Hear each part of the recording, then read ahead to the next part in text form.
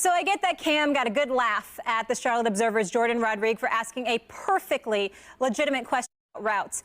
What struck me most was not his demeaning response, because I'm well aware that many still believe women shouldn't be let out of the kitchen. Full disclosure, I cook, I clean, and I cash a paycheck for talking about sports. How about that?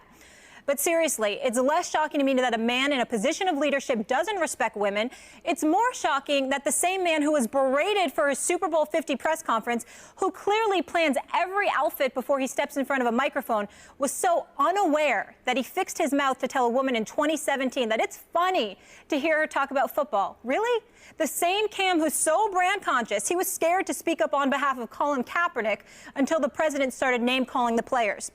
As for men like Roddy White, who don't get it, tweeting, "Why is people making a fuss about Cam and the woman reporter?" He laughed, then answered her question, "But it was funny for the first time for me, too."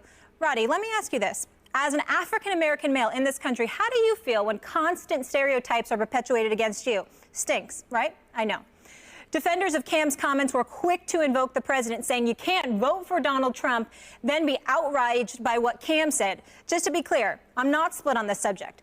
I come from a family of Muslim immigrants, so I was just as outraged by comments he made toward my community as my gender. But this isn't about politics. It's about right and wrong, and I refuse to waste my energy defending women in sports. Let's be honest, women in all industries have stories of dealing with sexism. I just want to remind Cam that most of those men in the press conference also didn't play pro or college football. So why isn't it funny when a male asks you a question regarding routes?